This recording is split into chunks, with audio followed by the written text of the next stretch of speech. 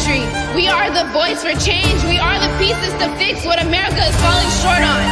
Make it happen. We will not allow a price to be put upon our lives.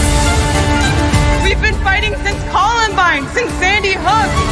The world wants change. Give it to us now. Vote them out. Vote them out. We are saying no more. No more. No more.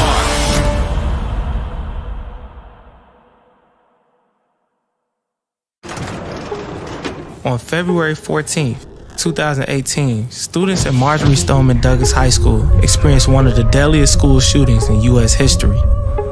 On March 24th, they led the largest youth-led protest since Vietnam. And nothing has changed. I keep seeing so many young people asking, begging politicians to just give a f***, to just care, to just talk about it just a little bit. Since then, we've seen over 107 leader of Voice Buffalo.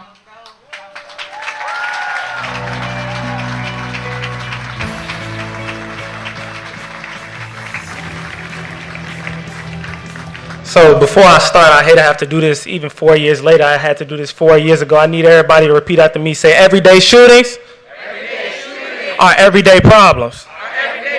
No. I need y'all to say it like people are really dying every single day. Say, everyday shootings, are everyday problems. All right, and I say it one more time so the people in Congress understand these are real lives. Say, everyday shootings, are everyday problems.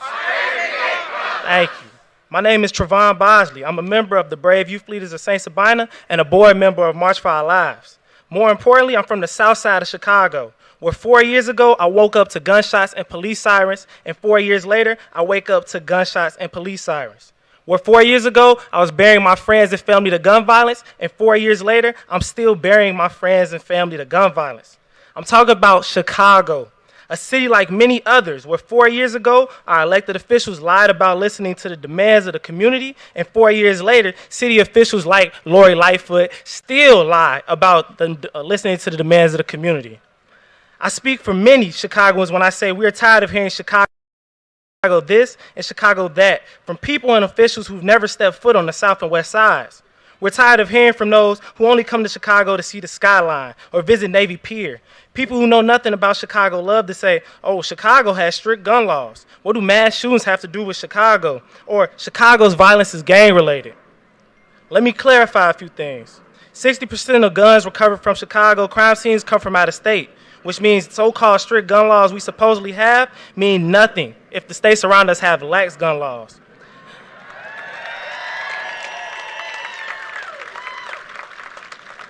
As for mass shootings occur often in Chicago, but instead of caring about the faces and the names affected, they're more than numbers who deserve to die.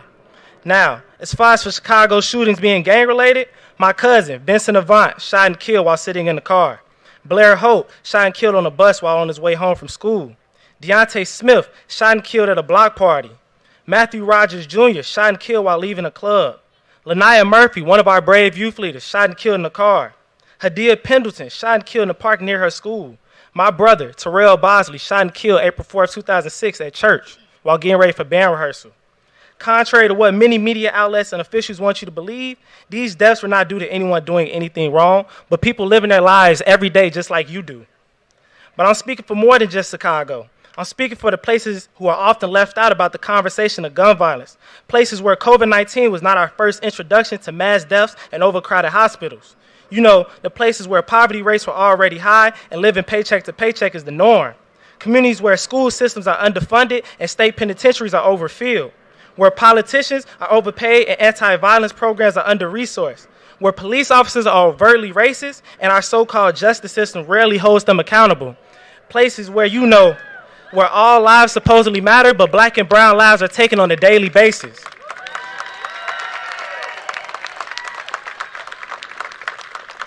This pandemic did nothing more than rip off the sheets of lies and broken promises covering the problems of impoverished communities across America. Gun violence is an America's problem, and for too long she has not valued the lives of the black, brown, and the poor.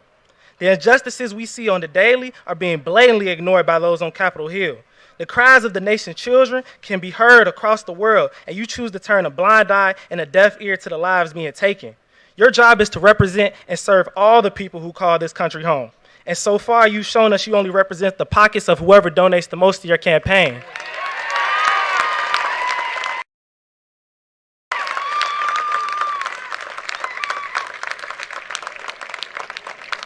Now, as for us, the community, after you leave this march, do not go back in your communities and relax.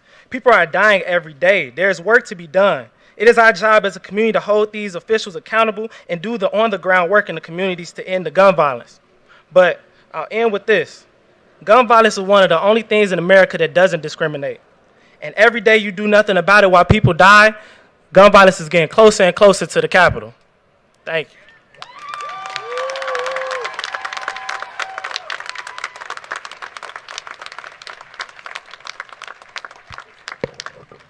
That was powerful. That was powerful. I love the energy of this crowd, so let's keep it going. When I say, what do we want, I want you all to say justice. When I say, when do we want it, I would like you all to say now.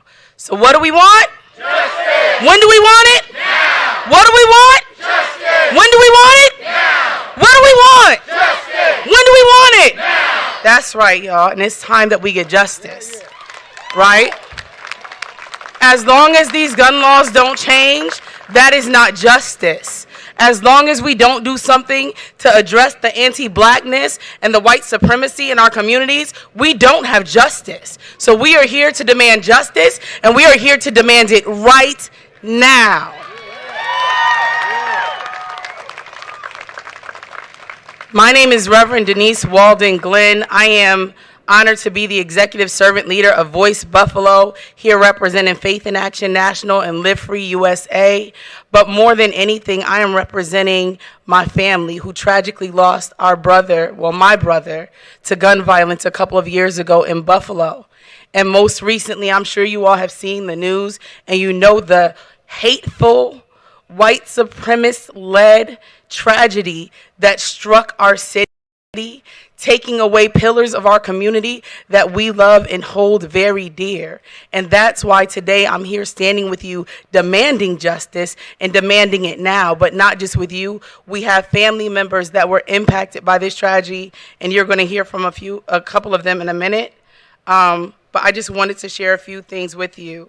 Sorry, of course, my phone locked on my talking points. Our beloved community in Buffalo is still reeling in shock from losing 10 of our beloved community members, neighbors, and pillars of our community. 3 of them being injured and several others left as traumatized survivors by an anti-black white supremacist who came in our community and plagued us with tragic, hateful gun violence. We have been working tirelessly to figure out long-term sustainable solutions to address the gun violence, but not just the gun violence, but the other issues that plague Black and brown communities across the nation, like not having the resources to meet our most basic needs because our communities are not armed with what they need to address the social determinants of health. And when I tell you that that is not right and that is an injustice, that is not right and that is an injustice. Every community should have the things that they need to survive and thrive. We need a national government that understands equity. We are tired of them not valuing us and putting no value on our life. I have said since the 14th, and I will continue to say, I don't understand how Buffalo was allowed to not go into a state of emergency. How was it 48 hours after we lost people we love, we were expected to return to life as normal and business as normal, and that's not right. That's not justice.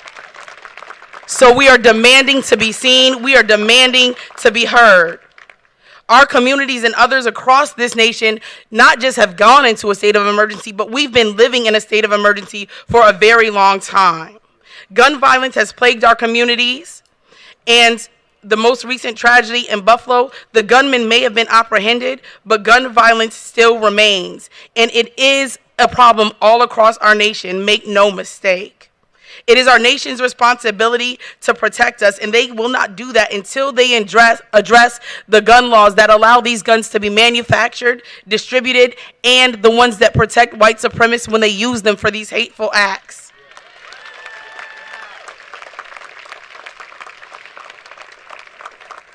This tragedy falls on the current gun laws and the lawmakers that allow these laws to stay in place, and the anti-black hate that continues to motivate people across the nation to act in such violent, hateful ways. We've lost many in our communities to gun violence, including the pillars of our community, and it is time that we stand up and demand justice. As a person of faith, I'm asking the nation to not just pray for us who have been impacted by gun violence, but I'm asking them to take action. Voice Buffalo and our allies are demanding local, state, and national elected officials to walk and move with us and to do it right now.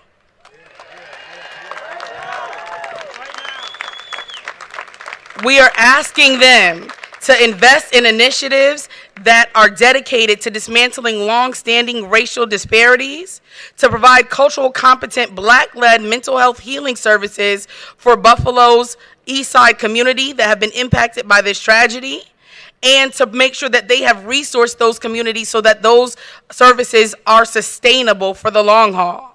We are asking them to invest in public safety by funding community-led violence intervention and prevention programs that will come from and be funded by the unused American Rescue Plan dollars. And we are calling for an anti-white supremacy hate crime bill. So we are asking all of you, that's right, it's time. It's time. So we're asking all of you that are here today to reach out to your elected officials, local and otherwise, and demand that they support this bill. We will not be silent. We will not be quiet until this is addressed. And to my faith leaders, thank y'all. To my faith leaders and my clergy across the nation, I want to remind us that we have a divine responsibility to not just pray, but to act on behalf of justice.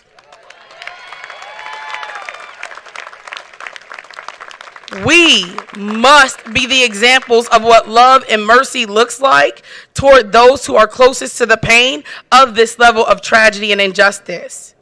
And I will remind them of this scripture in Micah 6:8. He has shown you, O man, what is good, and what does the Lord require of you? To act justly, to love mercy, and walk humbly with your God. Listen, y'all, it is time for justice, and the time for justice is right now. Remember, we are the leaders we've waited for, and if they don't give us what we've asked for, we will vote them out. Thank you.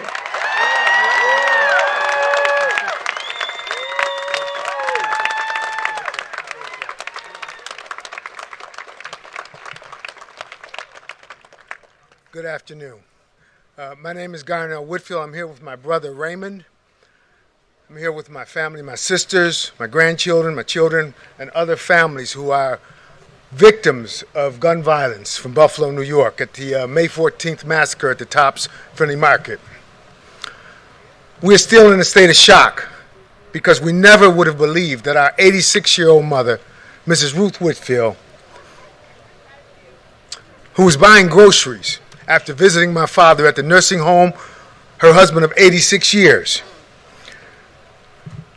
or the other well-loved, well-known stalwarts of our community, would have been treated so inhumanely as to be shot down like animals by an ignorant, hate-filled white supremacist armed with a weapon of war, an AR-15. But in reality, we are being naive to think that it couldn't happen to us. You know, and until it happened to us, we were sitting on the sidelines. I mean, we saw all of the things that are happening in our country. We see the loss of lives in our community, and we're empathetic, but we didn't do anything about it, which makes us part of the problem. Okay? But the truth is, while we were naive and thought everything was okay, this nation was born out of violence, built by the sweat, blood, and tears of our ancestors, and propped up by a deep-rooted belief in white supremacy. Well, enough is enough. We will not go quietly into the night as victims. We will no longer accept the inherent inequities built into our society as our reality. We will not allow you to continue to steal the futures of our children and condemn our elders to a life of fear and uncertainty, where the comfort and peace that they have given their lives for is no longer available to them in the twilight of their years. We are here to demand justice. Justice for those who have been murdered in this struggle, and action for those who are yet among us. You know, we hear a lot about prayer, and prayer is wonderful, and we thank you for your prayers. But prayer is not a noun. It is a verb. It requires action. You pray, and then you get up, and then you walk. You walk that walk. And so that's what we're asking people to do. We are here to stand with those who are bold enough to demand sensible gun legislation that will help to reduce the gun violence in our communities, that will stop the slaughter of our most precious commodity, people, human beings, sisters, brothers, fathers, grandparents, friends, and in my case, my 86-year-old mother. Let me be clear. Guns by themselves are only one aspect of a much more insidious problem in America. That's right. Let us never forget, while we focus on this gathering, and appropriately so, on gun violence, whose hands are those guns in? And what are they doing with them? Why are we sitting here pretending like we don't have a larger problem? These are ignorant individuals, you know, like the guy that had the gun in Buffalo. He pulled the trigger. But there are even sicker, more ignorant systems and people in high places that are arming them, that are loading the guns, that are radicalizing these people. They're filling them with weapons and filling them with hate-filled rhetoric, and through their inaction, they're giving them their tacit approval. If we stand here and we don't do anything about this and we don't call it out, then we are giving them our approval. We demand, we're not asking, we demand the passage of an anti-white supremacy hate crime bill. Okay? Along with sensible gun legislation. That's right. And we're just simply here to say enough is enough. Thank you.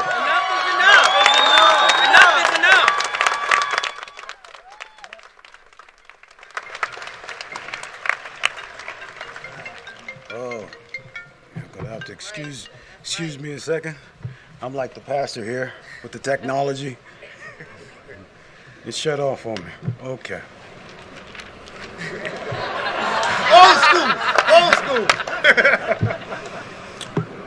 If not now, when? Will enough be enough?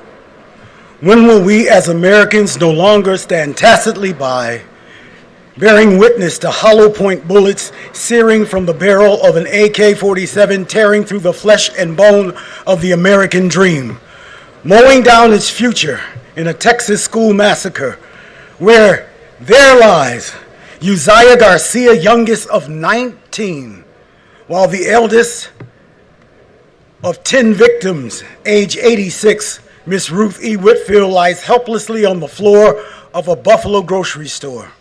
A devoted wife of 68 years, never growing weary of her appointment. Her last hours spent protecting the love of her life from what would be bed sores with a meticulous spread of A&D ointment. A Christian caretaker, grandmother, great-grandmother, best of friends that we call mom, lies bleeding in aisle 9. And yes, this time, this mom happens to be mine. But what of the next time? And rest assured, there will be a next time. 10 days later, from Texas to Tulsa, or just another weekend on a Chicago west or south side. Countless others that we've lost count of have died. When will enough be enough for decent, law-abiding Americans to muster the courage to stand up and demand that our public servants begin to reflect what the greater populace has long since embraced, common sense gun laws, and a simple background check?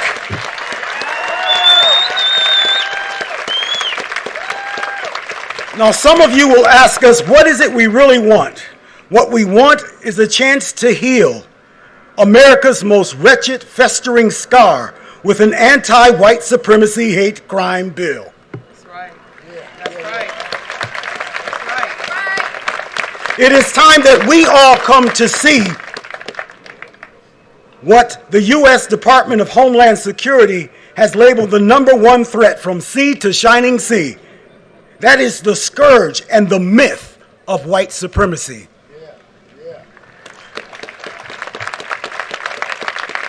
So let us implore our politicians in the spirit of those who have forethought and ingenuity to formulate a RICO statute in pursuit of organized crime. That is also time to strengthen the law of law enforcement, the ability to draw the line between those who would harbor, support, encourage, and yes, indoctrinate the most feeble-minded amongst us to do their heinous bidding as a misguided instrument of hate. If you listen closely, you will hear the cries of our fallen loved ones in our churches, our synagogues, our schools, and now our grocery stores.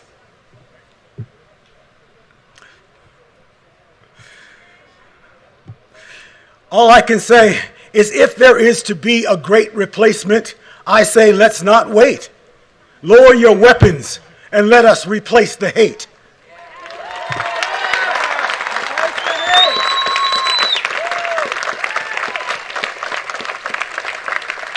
Then and only then can we make America great. If not again, when?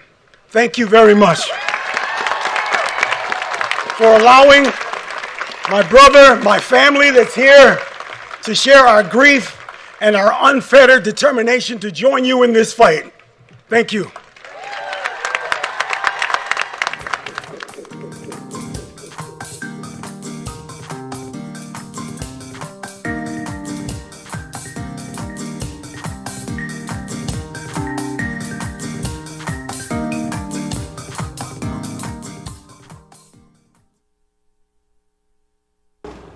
On February 14th, 2018, students at Marjorie Stoneman Douglas High School experienced one of the deadliest school shootings in U.S. history.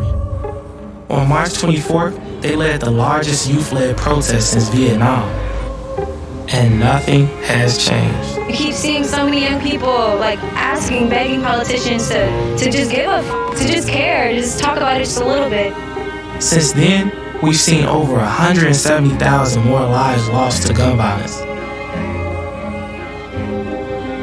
And this is your response? In this terrible tragedy, we send our thoughts and prayers. Thoughts and prayers. Thoughts and prayers. Each of these body bags represents 150 lives. That's people's families, friends, loved ones. And not a single piece of federal legislation to end this crisis. How many more thoughts and prayers are you going to give us until we start acknowledging the fact that thoughts and prayers in this country have become deadly?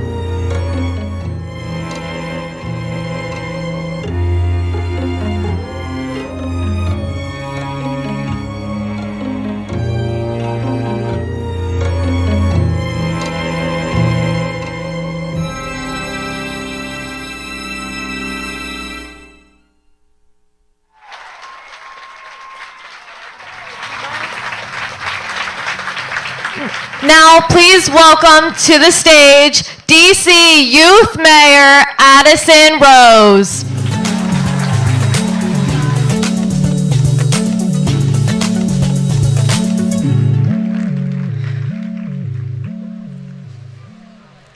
Good afternoon. My name is Addison Rose, and I serve as the DC Youth Mayor and the Eastern Region Teen President of Jack and Jill of America. Today, we are here to rally and march for the thousands of lives needlessly lost due to lack of stricter gun control laws in our nation. There have been over 246 mass shootings and 27 school shootings this year alone. It is imperative that we not only protect everyone's life, but especially the lives of children who are simply eager to learn and go to school to be educated, not afraid. Today, I will be introducing someone who has worked tirelessly to ensure safer communities exist in and around the Washington, D.C. area. Mayor Muriel Bowser has been pushing for D.C. to become the 51st state so that we can have a voice in Congress on such critical issues such as gun control. She invested in our youth by expanding the Marion Barry Summer Youth Employment Program, which I am proudly a product of, which provides any youth up to the age of 24 years old with a job. In the fiscal year 2023 budget, she invested $13.5 million in Recreation for All, an initiative to expand recreational programs to keep youth safe and off of the streets. She also recently launched 202 for Peace, a campaign aimed to mobilize the community and bring together agencies across the city to accelerate efforts to reduce gun violence and other forms of violent crime through education, service projects, and community engagement activities.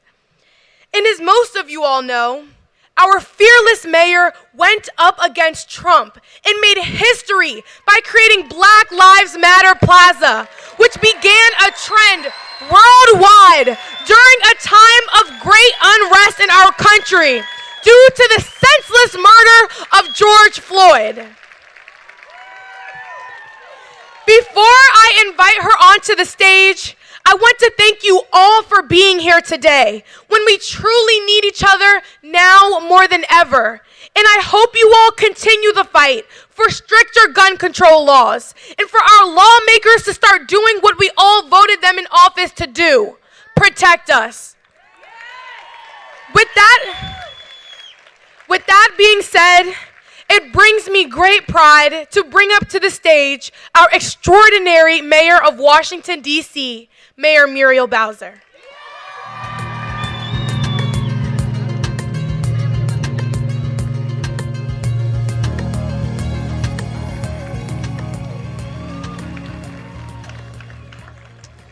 Enough is enough. I want to thank you, Addison, for speaking up for DC's young people. I want to thank and acknowledge the beautiful children behind me, DC residents. I'm Muriel Bowser. I'm the mayor of Washington, D.C., your nation's capital in my hometown. I speak as a mayor, a mom, and I speak for millions of Americans and America's mayors who are demanding that Congress do its job. And its job is to protect us, to protect our children from gun violence. Americans in cities and towns all across our nation are scared and frustrated. Scared because we live in a country where just about anyone who wants a gun can get a gun. Frustrated because we have been here before, and we've been here before too many times. And we're not asking for a lot. We're asking to drop off our children at school without having to worry that someone will bring an AR-15 into their classroom. We are asking to go to the grocery store without worrying that someone will be shot dead by a gunman who is filled with hate. We are asking to let our children go to the playground without worrying that a car will drive by, firing a high-capacity magazine with no regard for who gets killed. In fact, we're done asking. We're demanding change, and we're demanding change now.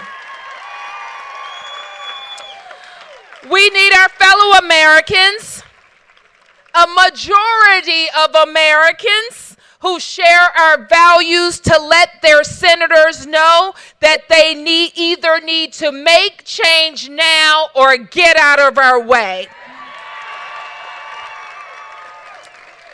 We also need our fellow Americans to join with us in the fight for DC statehood. We are 700,000 tax-paying Americans in Washington, D.C. who want common sense gun reform. We're 700,000 Americans, and we have 0 senators to represent us. This isn't just about our disenfranchisement.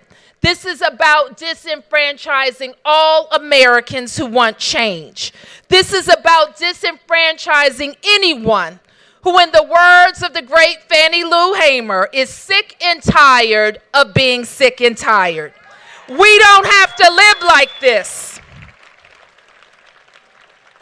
Our global citizens, they don't live like this.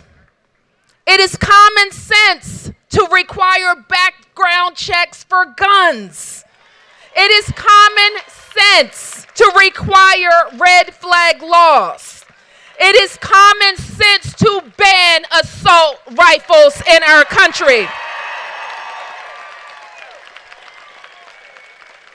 But unfortunately, common sense ain't that common in the Senate.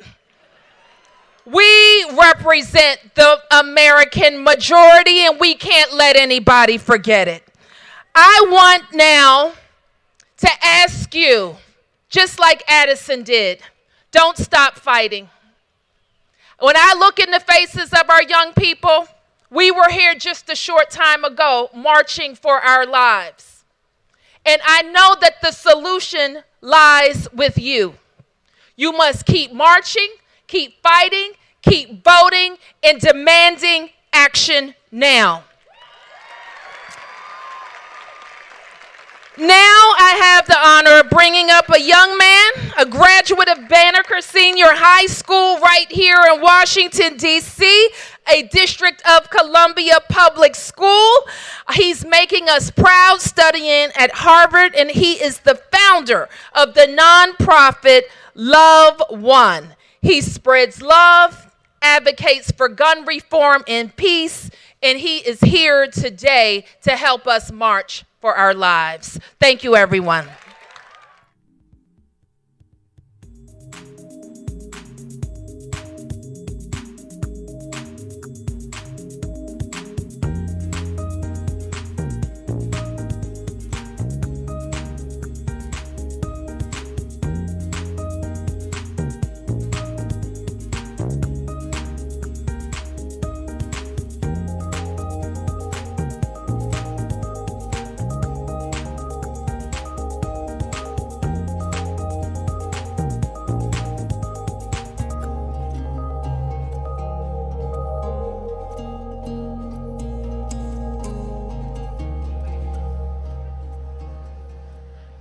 Please welcome to the stage DC gun violence survivor and March for Our Lives organizer, Ruquan Brown.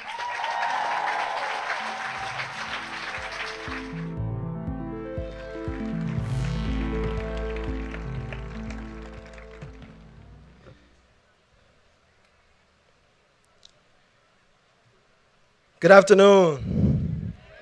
There are a lot of Americans out here. I said, good afternoon. There we go. There we go. That's it. That's the exact energy that we need to be able to solve issues like gun violence, but many issues beyond gun violence. My name is Ruquan Brown. I'm a 20-year-old student at Harvard College from right here in Washington, D.C.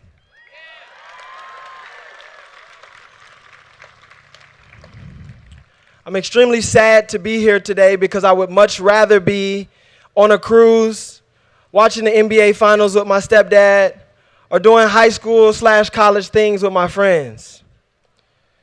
But I have to be here because of a very disgusting and intentional ignorance from this city and this nation's elected officials. I have to be here.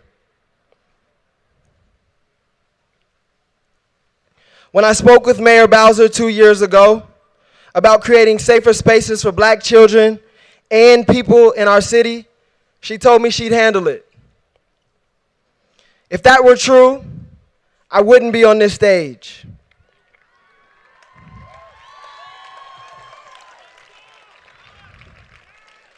Since our elected officials are extremely ignorant, broken, and irresponsible, I said, since our elected officials are extremely broken, ignorant, and irresponsible,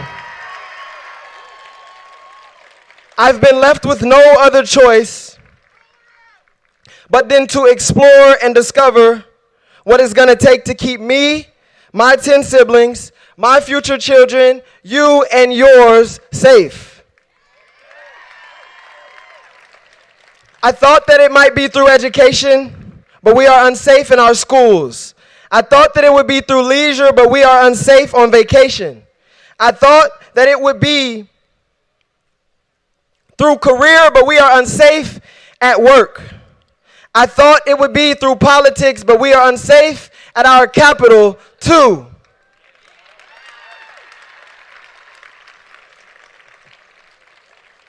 None of these things alone will cure the fear that you, millions of beautiful people, have. Although I'm a Harvard student and should have some dissertation level scientific solution, my middle school research has led me to a very simple 4-letter solution: love.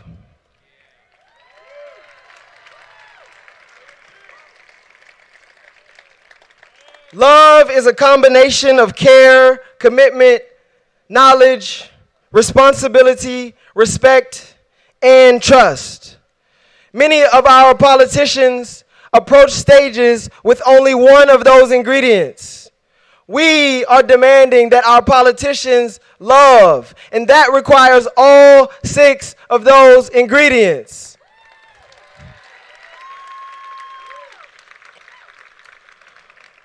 We must live in a nation where love is the norm. We must live in a nation where love takes us by storm. We must live in a nation where love keeps us warm, because that is what we deserve. Our politicians are committed to paychecks.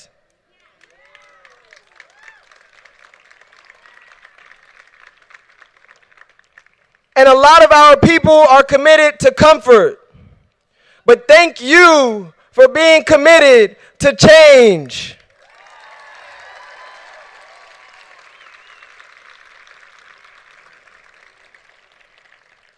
When my stepfather was murdered in 2018, I asked myself why this might have happened.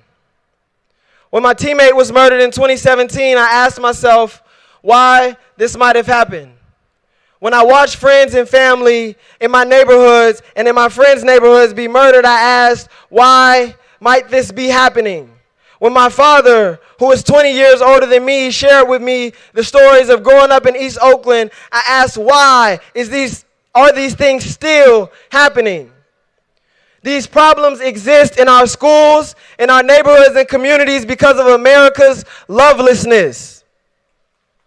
We don't need only more politics. Our people need love.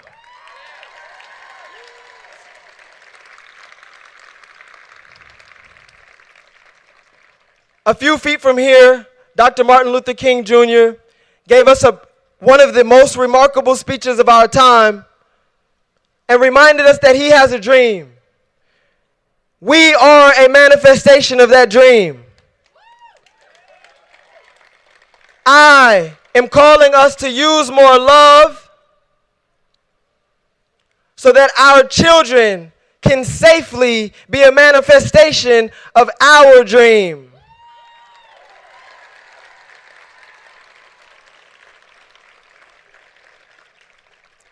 I enjoy speaking, but more than speaking, I enjoy acting.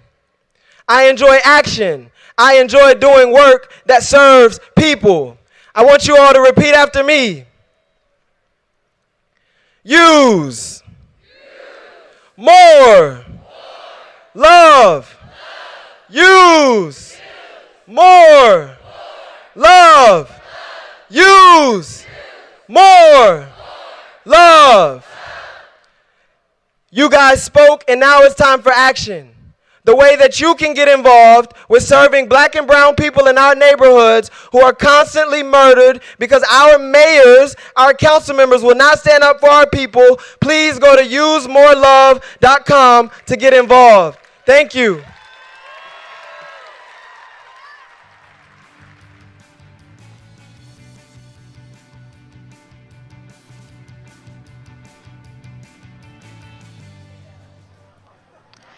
Next, please welcome to the stage Manny Oliver, father of Joaquin Oliver, who was tragically killed in the 2018 school shooting at Marjorie Stoneman Douglas High School, as well as David Hogg, March for Our Lives co-founder and board member and a survivor of the Marjorie Stoneman Douglas shooting.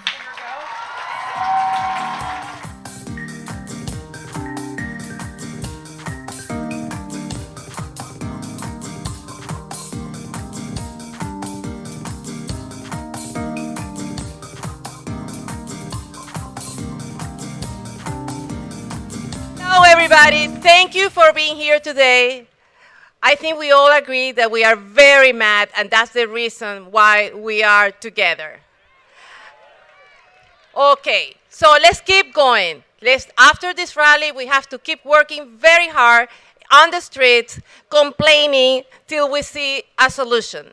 Now it's my pleasure to introduce my adorable husband, Manuel, and with our kid always in our heart, Joaquin.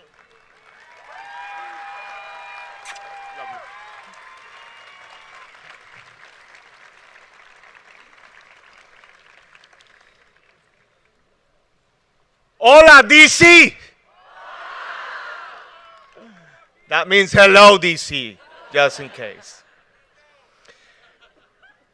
I was hoping to avoid speaking to you today. I was hoping to avoid having to attend a march like this one ever again. The reason I'm here is that our elected officials betrayed us and have avoided their responsibility to end gun violence.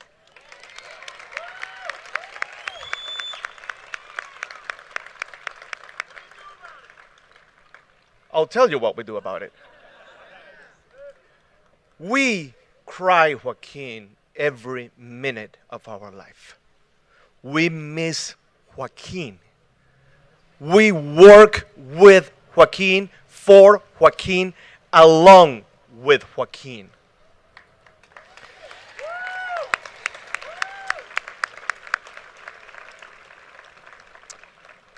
And today, from this stage, and alongside Joaquin, we want to announce a new kind of call to action.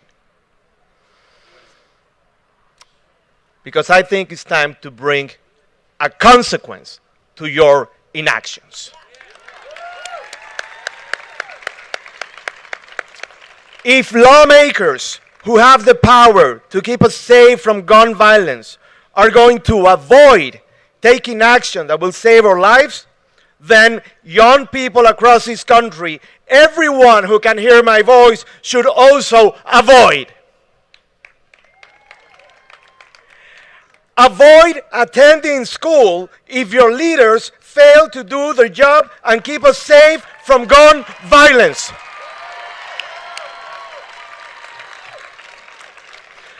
Avoid a school if Senate leaders Chuck Schumer and Mitch McConnell failed to pass life-saving laws to reduce gun violence.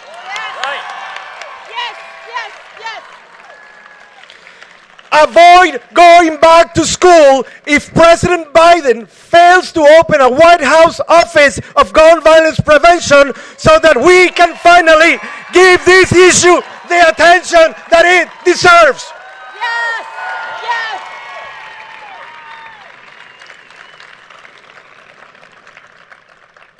I need everyone to put your hand on your heart and take the avoid pledge. And please repeat after me. I pledge allegiance to the legacy of all victims of gun violence, and will avoid school until our leaders pass gun laws capable of bringing safety and justice for all.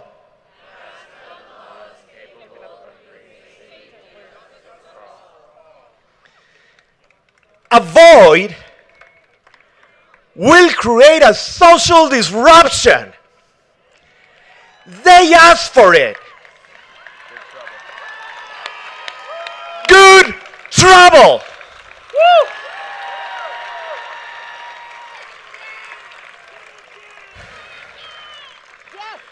As parents of Joaquin Oliver, who was killed in the Portland shooting, we are calling for a nationwide strike of American students from all levels of education, from elementary education to college, to avoid going back to school until our elected leaders stop avoiding the crisis of gun violence in America and start acting to save our lives.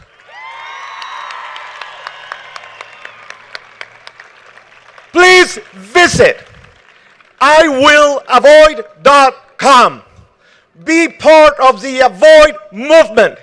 It's time to pay for the consequence. You didn't listen to us. Now you're going to have to do what we are asking you to do. I will avoid. I will avoid. I will. I will. Thank you.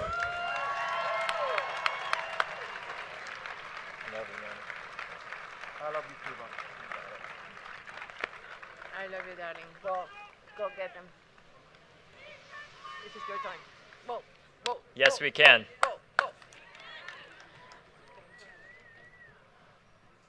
I hope that I'm able to go back to college because our Congress acts. Can we give a round of applause to Manny and Patricia? Come on, be louder than that. Thank you. Thank you.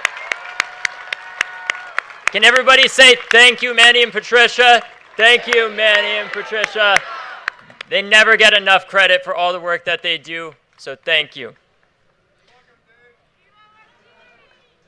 Absolutely. Viva la Joaquin. I want you to think of somebody that you love. Picture them now. Your child, a grandchild, a mom, a dad, partner, spouse, sibling, or best friend. Where do they attend school? Where do they go to work or church, or where do they pray? What is their name? What was the last thing that you said to them? Are there any family traditions or vacations or life milestones that recently made you smile? What is that person's name? Maybe they came with you to this march. And I want you to say their name, and I'll do it first as an example, and then you repeat after me. Sound good? So when I count down from 3, this is an example, I'll do it first. You say the person that you just thought of. So 1, 2, 3, Lauren is what I would say. Yes. Lauren has many fans, including me. Lauren's my sister, for those of you that don't know. Okay, are you ready on 3? 1, 2, 3, Lauren! Now, let's say it one more time, very loud, so that every single senator in Washington, D.C. and across the country can hear you. 1, 2, 3, Lauren! Good. Now imagine your loved one is at a shopping center grabbing some lunch. It's the middle of the day. You get a notification that says shooting. That pops up on your phone with the name of a city where your loved one lives. You text and there's no response. You call. There's no answer. You repeat this 50 more times. Could you imagine seeing their name on a growing list of victims of gun violence? Unfortunately, many of us that are here can. That list has added 200,000 names just like your loved one since the shooting that happened at my high school in Parkland, Florida in 2018. There are too many people who have lived this gut-wrenching reality every single day because there are over 100 people who have loved ones that die from gun deaths in this country that this is not a simulation for, that this happens to and will happen to tomorrow, the next day, and the day after. And unfortunately, that could be your loved one. And maybe you don't have to imagine this because it's already happened to you. I'm here because I don't want anybody to live this nightmare anymore. No matter your politics, no one should. I'm here because, like you, I love this country. And for it to function, we need to understand that rights are power, and with power comes responsibility.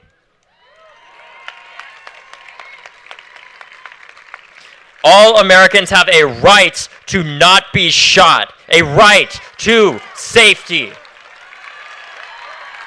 Nowhere in the Constitution is unrestricted access to weapons of war a guaranteed right. We've seen the damage that AR-15s do when we look at the innocent children of Uvalde. Tiny coffins horrify us. Tiny coffins filled with small, mutilated, and decapitated bodies. That should fill us with rage and demands for change. Not endless debate, but demands for change. Now, not tomorrow, not tomorrow, the next day, or the next week, or next year, now! Do you agree with that? Do you agree with that? Do you agree with that? You gotta be louder! Do you agree with that? Make sure that every single senator can hear you! Do you agree with that?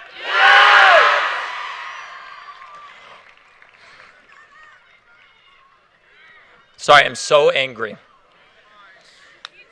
Here's the reality. If our government can't do anything to stop 19 kids from being killed and slaughtered in their own school and decapitated, it's time to change who is in government.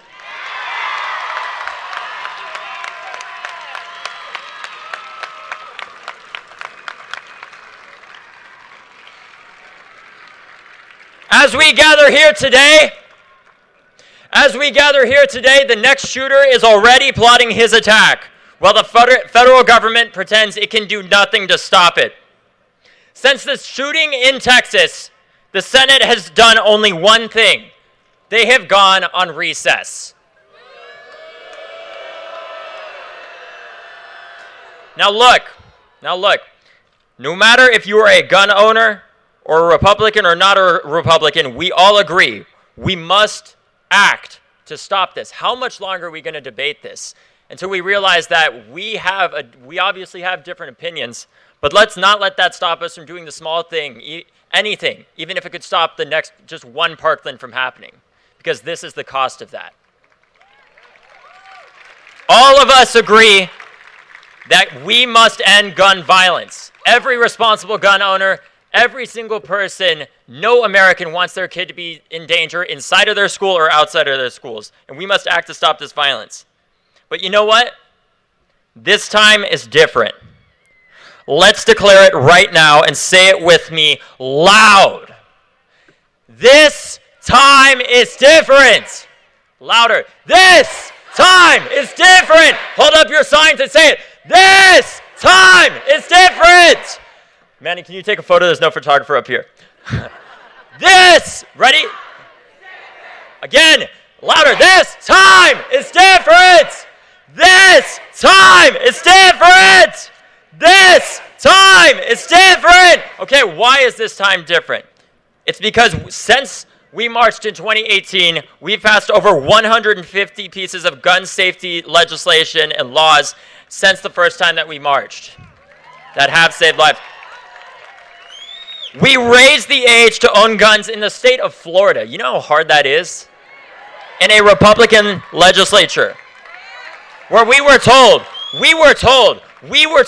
as young people that you're never going to get that change. Guess what? We did. And if we did that in Tallahassee, we can do it on Capitol Hill and in our Senate right now. We required background checks on every gun sale in Virginia. We banned guns from polling places to protect our democracy in Colorado. We defeated more NRA-backed politicians as a group of teenagers and young people than ever before in American history in 2018. We have had the highest rates, some of the highest rates of youth voter turnout in American history. And you know why I know this time is different? Because not only do we have more Republicans and gun owners and Democrats and independents marching with us than ever before. The last time that I spoke at an event like this, we didn't have the White House, we didn't have the Senate or the House, and now we have all three. And that's because of you. Now it's time to get all of them to act. In 4 short years, we went from not having the Senate, the House, or the White House, and me even hanging up on the White House when Donald Trump's White House called me and said, we want to have a listening session. I said, we don't need to have a listening session. We need to have action. And in 4 years, the reason why I know this time is different is because I went from hanging up on the White House to going and meeting in the West Wing because we turned out and voted. We've changed culture too. Together, we made progress in Republican-led states that people told us was impossible. We brought proven solutions like violence intervention that was pioneered by black activists and communities to the forefront of national policy and secured funding for those programs and research like never before. Lastly, we made the NRA financially weak and culturally irrelevant. The movement to end gun violence is more diverse and representative of the country than ever before, because it has to be. No one is safe in any community, no matter if it looks like yours or not.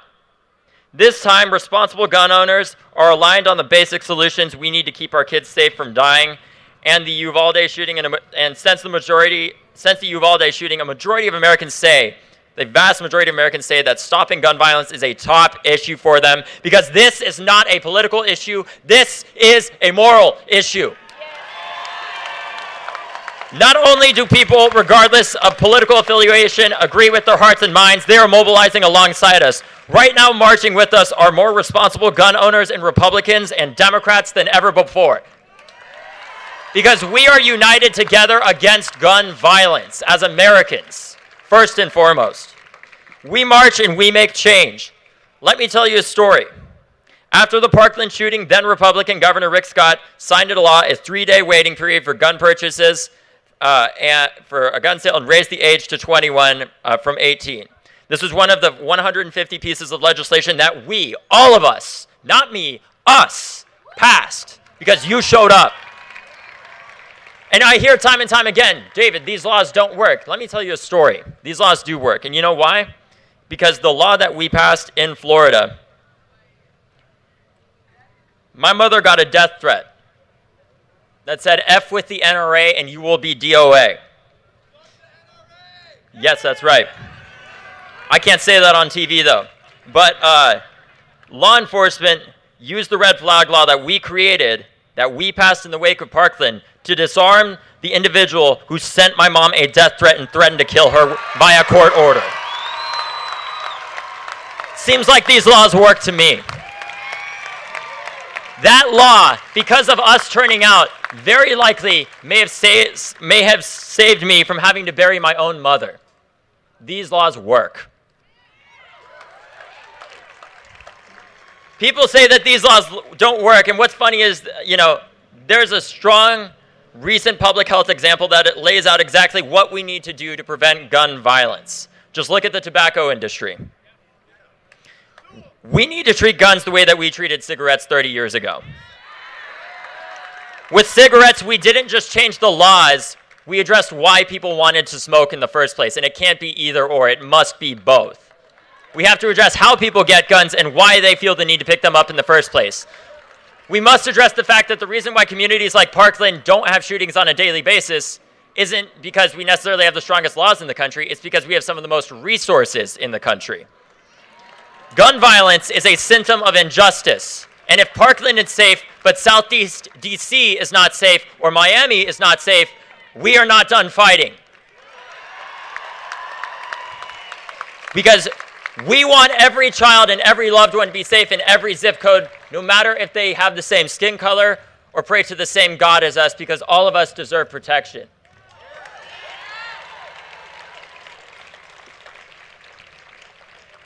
We addressed why cigarettes were so easy to access, especially for poor kids and kids of color, and we stamped out the corruption, misinformation, and lies of big tobacco. And guess what? We're going to do the same thing with guns in the gun industry. Let's hold the gun industry to the same standard as we held the tobacco industry. We must answer, why are people so attracted to guns? Why do we buy the lies of the gun lobby that a gun equals safety when the opposite has been proven time and time again to be true? Why is it easier for an 18-year-old to buy a beer or rent a car or buy a gun than it is to vote? The common argument for for not taking these basic steps is that criminals don't obey laws. No duh. Criminals don't obey laws by definition. But look, I will admit this to you. No law is perfect. But the shooter at my high school was not a criminal mastermind. He was a 19-year-old racist who legally obtained an AR-15. He did not have deep connections to the black market. The 18-year-old in Texas, the 18-year-old in Buffalo, they were not criminal masterminds with deep connections to the black market. They were barely adults that were able to legally obtain a weapon of mass destruction, and they waited until they were old enough to buy that gun. Let's raise the age. Let's raise the age right now. Let's raise the age. Even if we just prevent one more shooting, it's worth it, because those victims could be your best friend or kid that you just named. The time for these petty arguments is up. Over the years, I have encountered my fair share of people who disagree with me. Some of them went so far as to deny me my own lived reality as a school shooting survivor and called me a crisis actor. But the reason why I know that this time is different is because I've gotten more messages than ever before from those same people that said, David, I'm sorry, we have to do something about this. We are working together to address this. As a country, we must heal and address why these shootings continue. We also must address the fact that mental health does have a role to play in stopping gun violence, but that racism is not a mental illness. Hatred, racism, radicalization, xenophobia are not mental illnesses. 2/3 of gun deaths are suicides. Mental health does have a role to play in addressing that. We need to address the fact that black and brown communities are traumatized daily by gun violence, and they don't get the same resources or support that Parkland did. Every community deserves the support that Parkland got. Every community. Every single community. That is the role that mental health plays here. Let's stop using mental health as a scapegoat for confronting white supremacy in our country.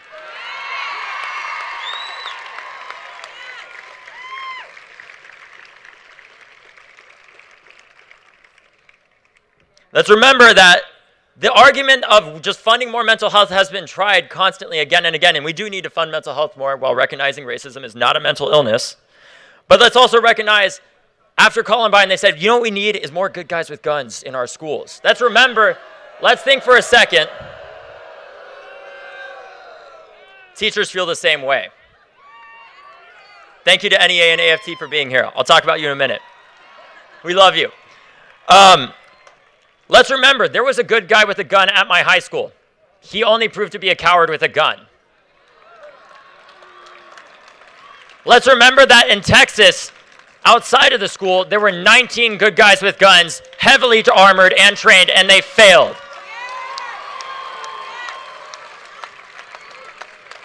First responders need to be the last resort and not the first to saving our kids from gun violence.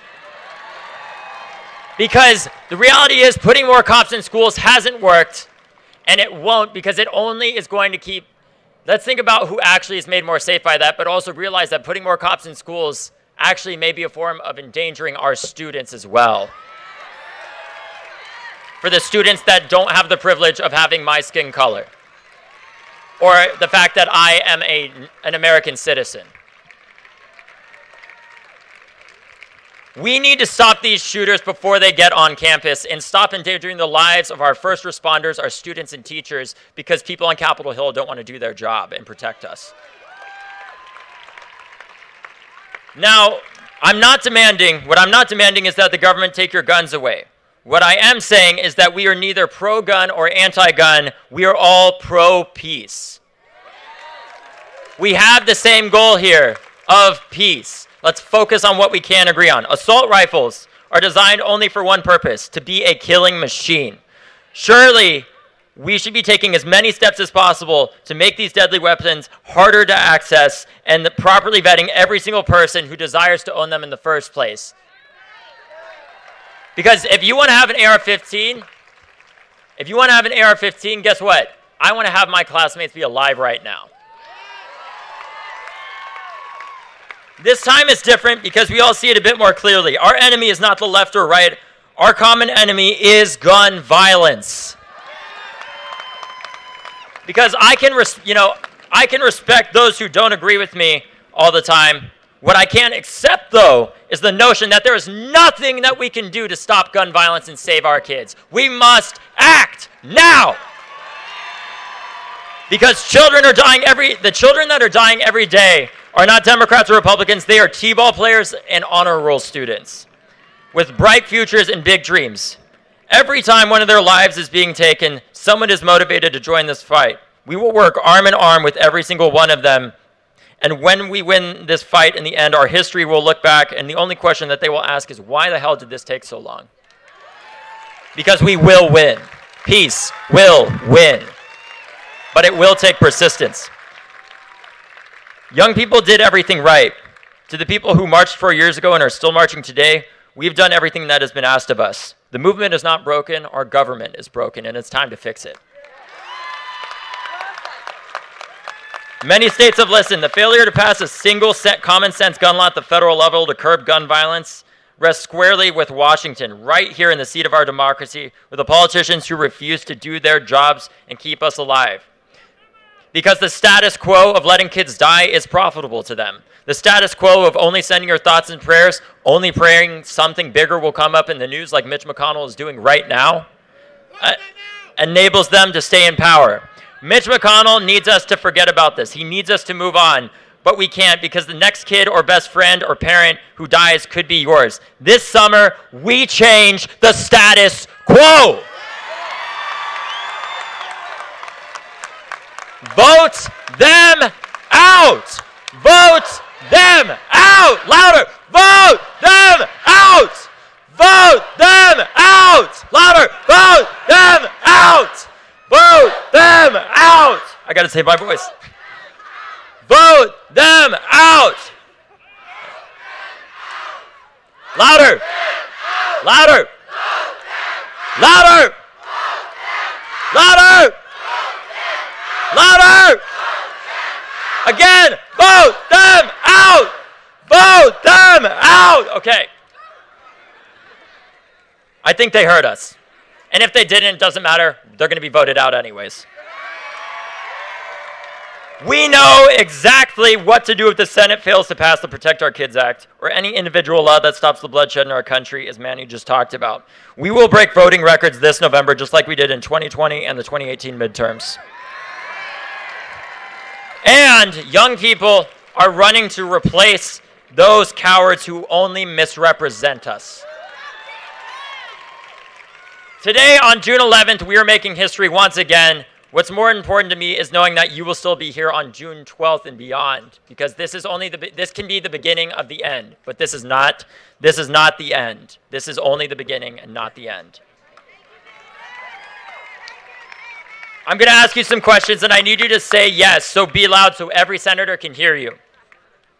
Can I count for you to be here on June 12th and June 13th and beyond? Yes! Can I count on you to be here in November and every November that we have an election after? Yes! Can I count on you to be here even when they say that the work in creating peace is impossible? Yes! Can I count on you being here no matter how long it takes because peace takes persistence? Yes! Right right now, I need you to stay in touch with us. This is the first of major actions planned in the lead up to this election and beyond, because this is the beginning and not the end of this march. So I need every single one of you to right now that's listening at home or in the crowd to take out your phones so that we can stay in touch with you. I need you to take out your phones and text NEXT to 954-954, because we need people to show up in Texas at Senator John Cornyn's office when I need you there. I need you to show up in Pat Toomey's office in Pittsburgh when I need you there. I need you to show up in Marco Rubio's office when I need you there. And the way that we do that is by everybody texting NEXT to 954-954. Again, that is NEXT to 954-954. That is how we are going to stay in touch and ensure that this is the beginning and not the end. We know what we are doing. We know what is next, and we have to continue to show up because we have a plan of what happens beyond June 11th, and I need you to continue marching and protesting with us beyond it as long as it takes. Every time that you don't feel hopeful, I want you to think back to your loved one that you named earlier. Think back to the people that are around you right now. Look around. Look at the person to your left and look at the person to your right. You are not alone. None of us are alone, regardless of whether or not you're a survivor or ally. We are not alone. We need to understand. I also want you to remember that America is not as divided as Congress. The most divided people in this country are not in the 50 red, blue, and purple states across the country. They are right here. They are 100 senators on Capitol Hill. Because we do have Republicans with us. We do have gun owners with us. We all want change. Either they unite behind the changes we're demanding, or we will vote them out, because all of us do agree, left and right, gun owners and non-gun owners, that we must take action to save lives now. This time is different because you are still here. Thank you to all the survivors and the activists and the violence interrupters and the students, especially to the black and brown women like Erica Ford and Poe Murray and Congresswoman McBath and many others of the gun violence prevention movement who never get enough credit. Please give them a round of applause. The only reason this movement exists is because of the decades of work that especially women have put into this. Thank you to the National Education Association. Thank you to the American Federation of Teachers who are marching with us and into November and beyond. Thank you to the young, the old, the staff members of our movement, the organizers of our movement. Thank you to the progressives, to the moderates, to the conservatives, the millions of responsible gun owners who are marching with us today, all of those who are on our side and the same side, all aligned under one goal, which is that we are going to stop this violence, stop the death, and stop the killing. This time is different. This march is only the beginning, but we must continue to show up every year and vote. And show up. If you don't take one message from today, there are two things I need you to do. Vote and show up at your state legislatures every year. Show up at your state legislatures. Congress doesn't have its act together, and we're going to continue doing all we can there. But let's get the action that we can now at the state legislative level. Because I firmly believe right now in this moment in American history of great division and divide, I believe if we put our politics aside and focused on our mission and why we're here, which is our kids and the effort to create a more perfect union for them, that if we work together over the next 10 years and showed up every year voting on this issue consistently, showing up at our state legislatures and not just showing up when this is in the headlines or when there's a march, but showing up constantly by texting NEXT to 954-954, because that's how I'm going to stay in touch with you. If we did that and put our politics aside and demanded our politicians in Washington acted, we could cut gun deaths in half this decade. That would be 250,000 lives saved. 250,000 people like your best friend.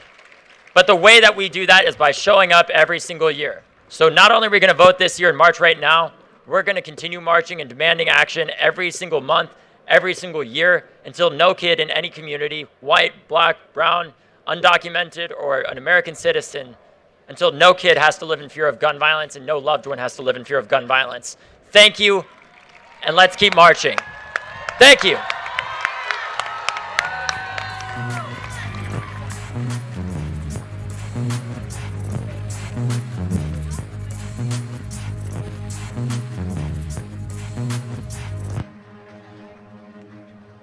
Hello, everyone. everyone. I'm Esri, a national organizer with March for Our Lives, and I'd like you to join me in welcoming our next speaker, an activist, community organizer, and the first black woman to represent Missouri in Congress. Let's hear it for Congresswoman Cori Bush.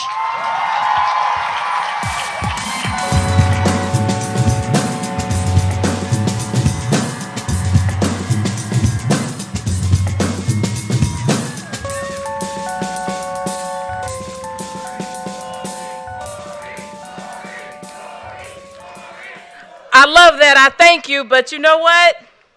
I'm here because you matter. I'm here because of you. I would not even be in the seat if it wasn't because of my love for you and the love you have for one another. So give it up for yourselves. So again, my name is Congresswoman Cori Bush.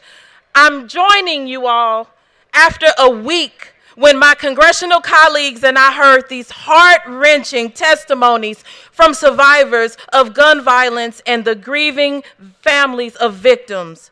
We heard from Uvalde fourth grader Mia Cirillo, who covered herself in her classmates' blood and pretended to be dead to survive. We heard from the grieving parents of Lexi Rubio and Angel now.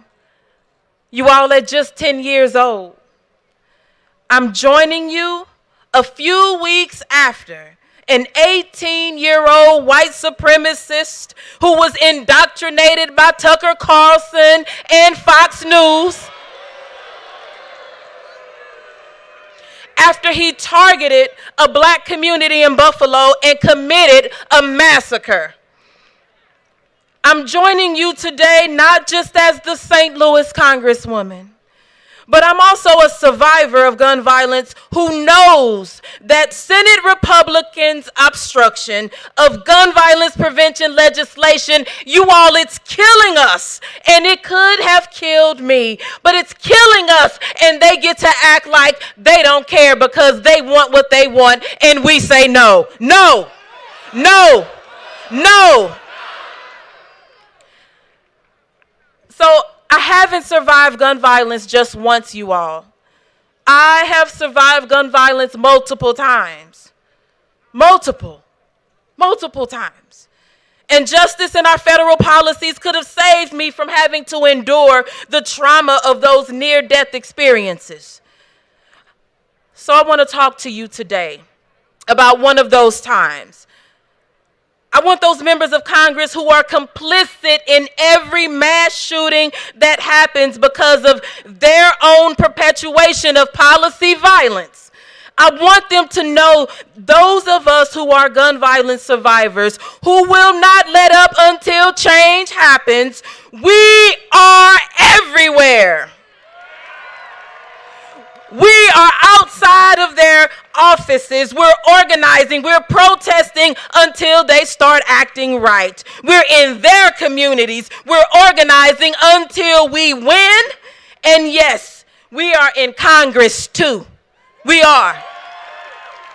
And so no matter how badly you want to silence us, we will never give up our push to save lives. Despite every single effort, despite every attack, every criticism, every bit of pushback, despite what they say and do against us, we will never give up the fight to save lives. So I want to share my story with you. I was around 20 years old when I found myself in a relationship with an abusive partner. My family knew he was abusive. They were concerned, of course, about me. And we knew that he had guns. He kept one gun in the cabinet in the kitchen and another in between our pillows when we slept at night. But I never believed he would actually fire at me. I just thought, I thought that those guns were just a scare tactic. I was younger than I am now. I was hoping for the best. The best didn't happen. One day, my abusive partner became upset with me because he did not approve of the way I was cooking 2 hamburgers in a pan. We began arguing. he started to hit me. I decided to run out of the apartment and to run down the steps out the back door.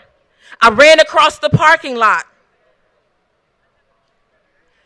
And as I ran, I remember thinking to myself, why isn't he chasing me? Wait a minute. Why isn't he chasing me? So I kept running. I thought I was going to get away. When I turned back for a moment, because why isn't he chasing me? I turned back and I saw him standing still. Why is he standing still? Next thing I knew, I heard shots fired. But I didn't know if they were aimed at me until they started whizzing past my head.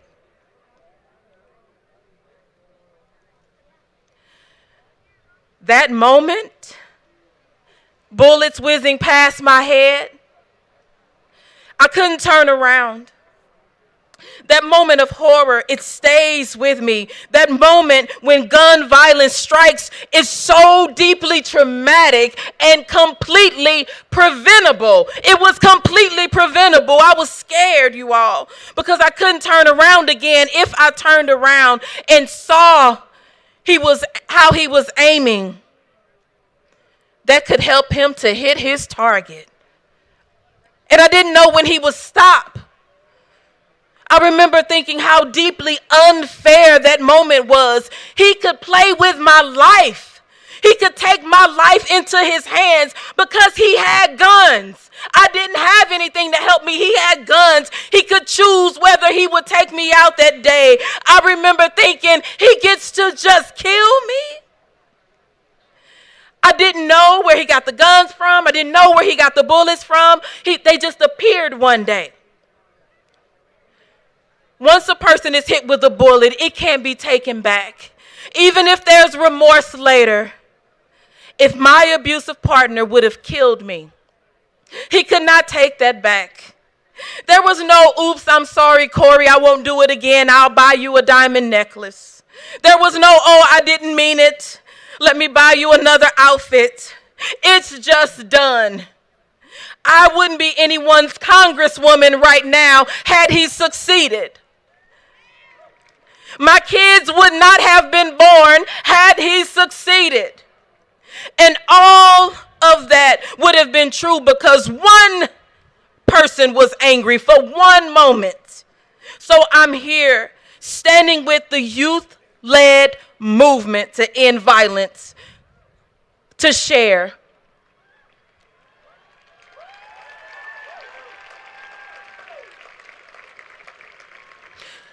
Closing the boyfriend loophole could have helped save me from a near lethal encounter with gun violence.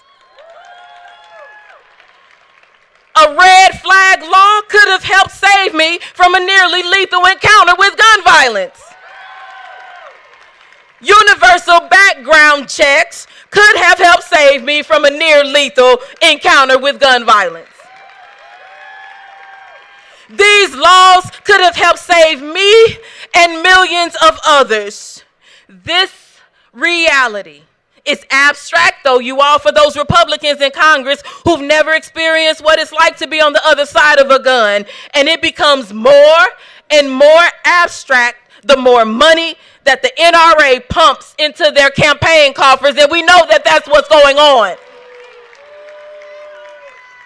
So we're here today to demand life. We're here to demand our freedoms.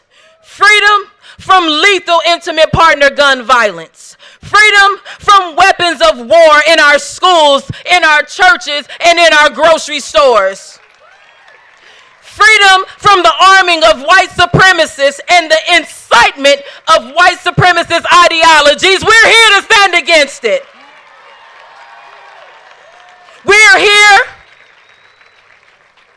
because we deserve freedom from hate, and we demand our freedom, and we will not stop until we get it. We will not stop until we get it. We will not stop until we get it. We will not stop until we get it.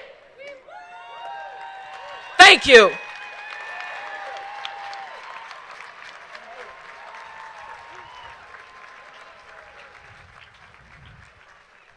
Good afternoon. Go. Go. Good afternoon, everyone. My name is Zenit, and I'm the Director of Policy here at March for Our Lives. You may have noticed that the clock stopped at 78 minutes. That is the amount of time it took for the police to intervene before entering the school in the Uvalde shooting.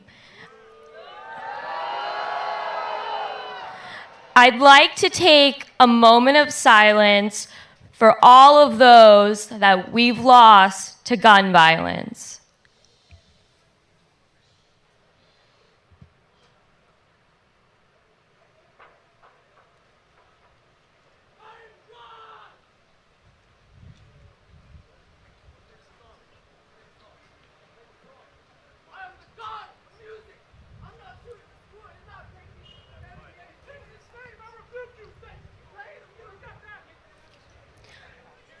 We fight every day for our...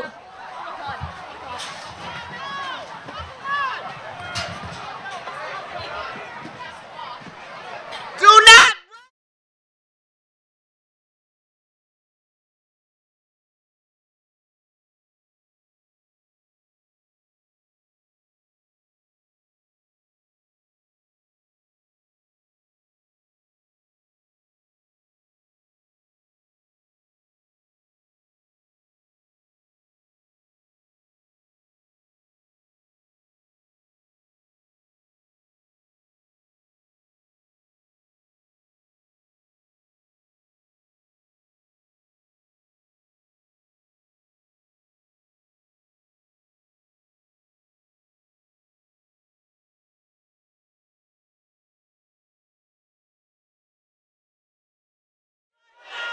Peace!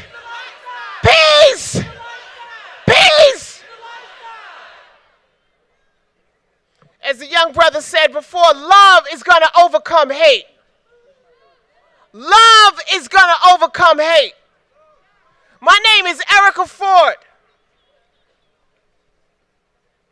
Before I was 30 years old, I was involved in over 20 mass shootings. The only thing, they weren't called mass shootings then. They were just called shootings in the hood. And I lost over 75 friends killed in these streets, not counting the numbers that went to jail for 25 and 30 years. Our community was destroyed. Families was devastated. Trauma was beyond describable. The vicarious trauma of violence is not getting addressed. And so I got Carl, who is one of my staff members at Life Camp, who lost his entire family to one bullet. We brought the Buffalo families back up here so that you don't forget Buffalo.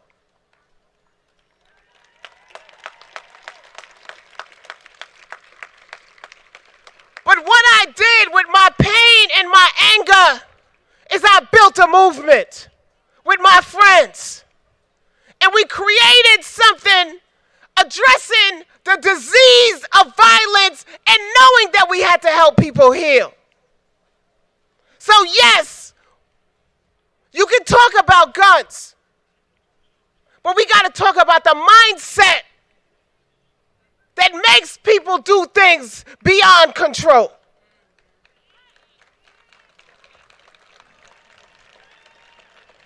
If we don't put resources in these black and brown communities where our babies are dying every single day, then we are not talking about addressing gun violence.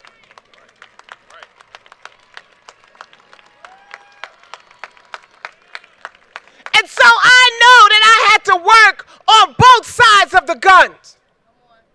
And I began to work with the police who I know hated me. I worked with the elected officials that I know hated me. And nobody wanted me to succeed but the young people and their families. But I am able to stand here years later and say we did that. We built a system in New York City that not only addressed violence, but made New York the safest big city in America. What we do works. What we do works.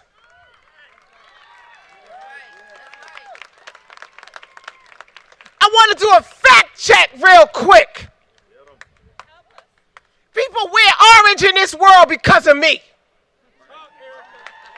People wear orange because years ago, I said the same way they got pink for breast cancer and red for whatever, we gonna do orange for peace. And white people with more resources and more money and more lift took it and made wear orange and all of that other stuff, and we love that because the dream became a reality. But just know where the pillow was and where the person was sleeping when the dream came out. We're standing here with community action. Greg, we're standing here with Arnita from Milwaukee. We're standing here with Kelly from Buffalo. We're standing here with young Brianna, who was born out of the March for Our Lives movement. Bria. Right? Because we don't want patronism, we want equity. We don't want you to just say Black Lives Matter. We want y'all to help us pass the Break the Cycle of Violence Act. Because before the shooting in Buffalo, Buffalo was oppressed. Buffalo had a food apartheid. In South Jamaica, they got a food apartheid. In Chicago, they got a food apartheid. Everywhere where we live, there's an issue with getting resources and oxygen to our children, and we want to stop that today. If we gonna stand together, then we gonna breathe together, we gonna eat together, we gonna live together.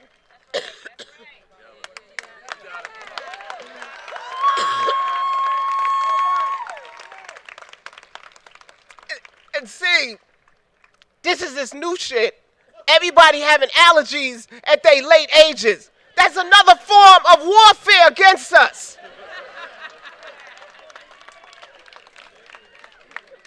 So before I step off this stage, I want to say we got a fun piece. I can't hear you.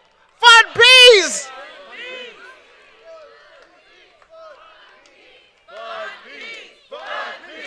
Fun peace, fun peace, fun peace. The other thing that I want to say is let's not give in to the hate. Let's not give in to the hate. There's more people who are about love than there is that is about hate. And so let's get these resources in these communities. Let's help save these lives, and let's pass this Break the Cycle Act. Peace is a lifestyle.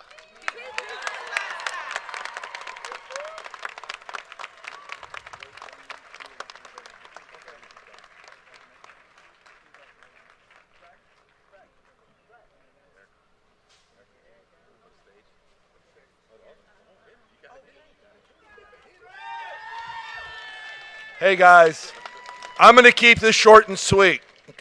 I'm not on the agenda, but we need to acknowledge what just happened.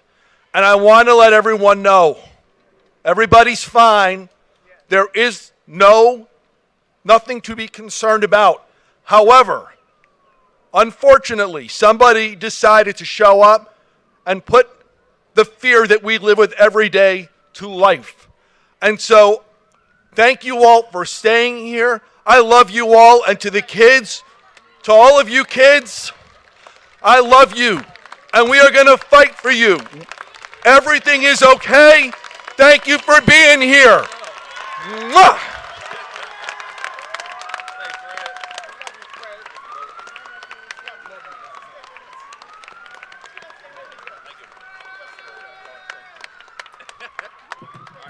When I say all power, you say to the people, all power. All power. When I say all power, you say to the people, all power. All power. When I say I am, you say a peacemaker. I am. I am. I am. I am. Clap it up, everybody, if you're a peacemaker out here.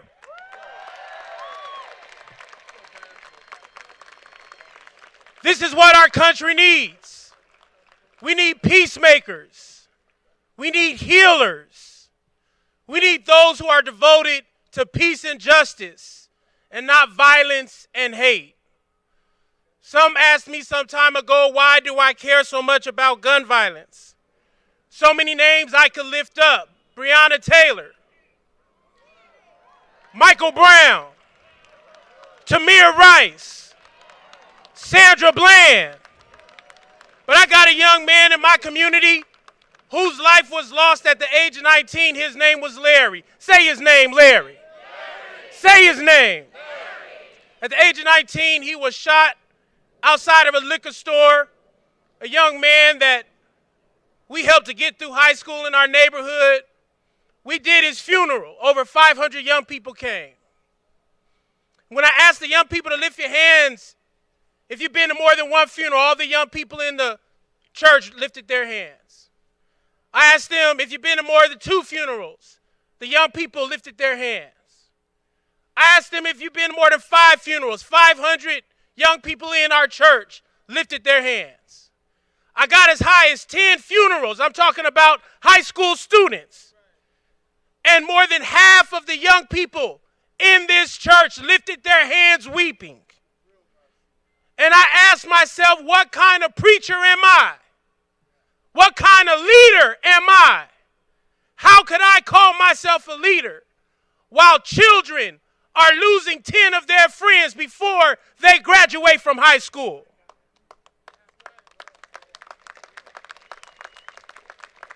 We need to acknowledge that we are not here just to call for new policies.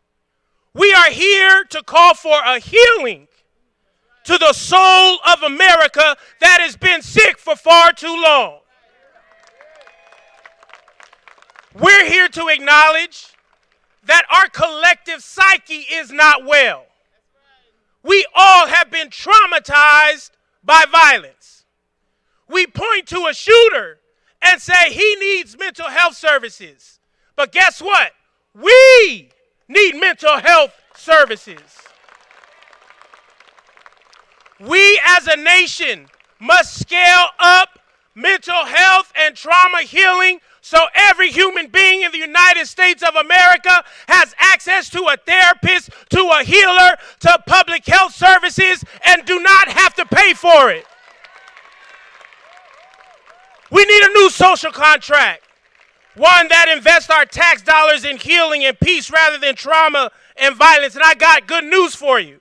In every city all across the country where we live and work and play and worship, we have peacemakers, frontline violence interrupters, credible messengers who are waking up every day with little to no resources to interrupt lethal conflicts so we can feel more safe in our communities.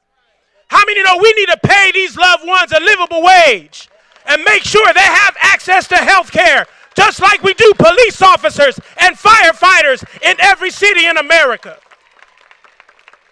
So when you get back home, I need you to find these peacemakers. I need you to find these loved ones in these organizations like Erica Ford has mentioned, and become friends and partners and comrades with them. Advocate for them. Don't allow them to work in erasure and invisibility. And know that, as Erica said, we need to pass the Break the Cycle of Violence Act that is in the Senate and the House right now. Come on, everybody, repeat after me. Say, break the cycle. Say it again, break the cycle. We give much respect to the Biden administration who helped follow our lead and put $5 billion to fund peace all across the country in some of the previous bills. But now we got to pass the bills. So as we leave here, we must, as a people, unite behind the idea that gun violence is a public health issue. All of us have a responsibility. Everybody say all of us. Pat yourself on the chest and say, that means me. That means me. We have a responsibility to talk about gun violence as a public health issue. We must focus ourselves to reach for public health solutions that solve the violence that leads to suicides, homicides, intimate partner violence, and accidental shootings. And for those forces that seek to intimidate and paralyze our communities through hate, white supremacist terror that fuels your violence, I got news for you. I got news for you. You will not win. You will not win. There are more of us than there are of you. There are more of us than there are of you. And you will not win. I want to invite all of us to keep remembering, in the words of my Ferguson revolutionary comrade, the brother named Tef Poe. He said it like this. Repeat after me. Say, I believe that we will win. Say, I know that we will win. Put your fists up. Say, I know that we will win. Say, I know that we will win.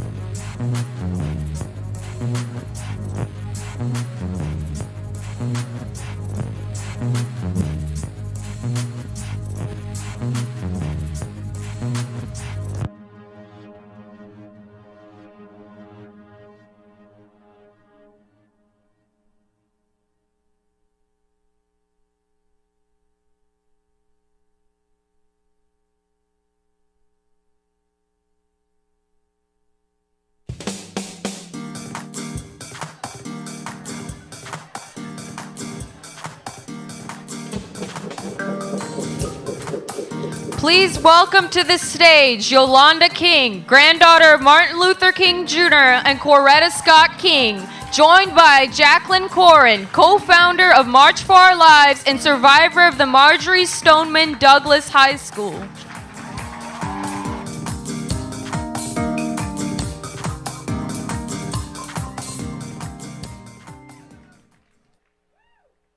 How many of you were marching with us in 2018 after the shootings in Parkland, Florida? Well, now we're back after the massacres in Uvalde, Texas, and Buffalo, New York, and at least 38 shootings in just over 22 weeks. How many of you are here to say enough is enough?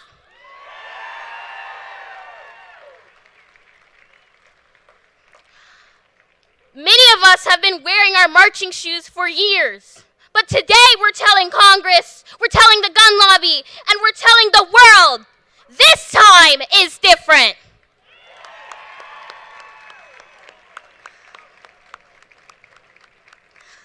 This time is different because we've had enough. We've had enough of having more guns than people here in America. We've had enough of kids being afraid to go to school, grown-ups being afraid to go to grocery stores, and families who look like my family being afraid to go to their houses of worship.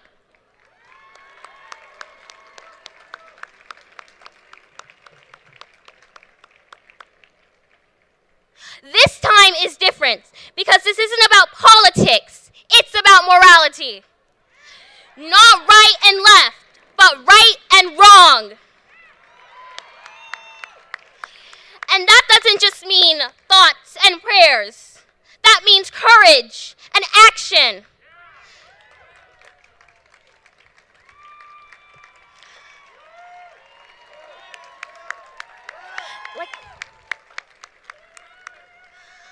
Like so many of you, I come from a thoughtful, prayerful family. My grandfather was taken from the world by gun violence. And 6 years after his death, his mother, my great-grandmother, was killed in church during Sunday service. We all have been touched by tragedy. We all have been lifted up by hope. And we still believe that, as my grandfather once said, we'll be able to hew out of the mountain of despair a stone of hope.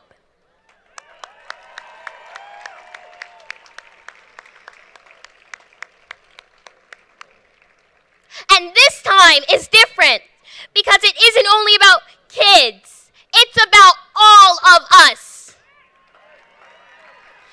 It's about all of us who cried when we heard that 11-year-old from Uvalde tell Congress about playing dead when the gunman killed her classmates. It's about all of us who were hurting when we heard about the moms and dads in Buffalo who were struck down while buying groceries and food for their families. It's about all of us who were called to action against gun violence, COVID, climate catastrophes, racism, and attacks on democracy.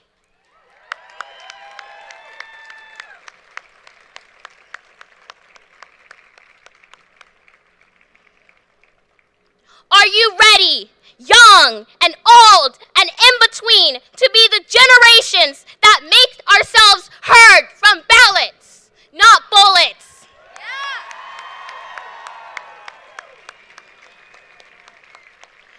Are you ready to move beyond 50 years of fear and failure?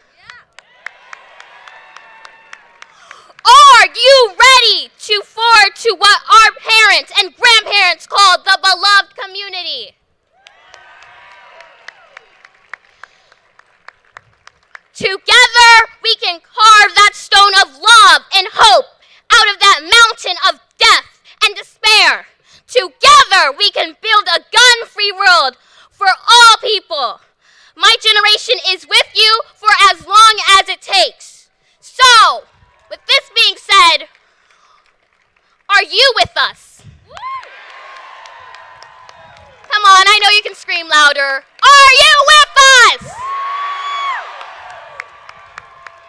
Are you with us? Let's do it.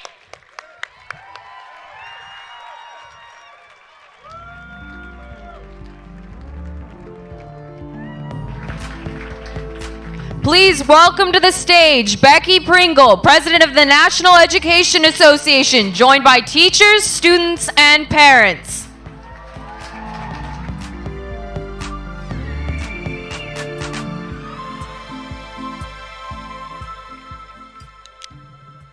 The view from up here is magnificent.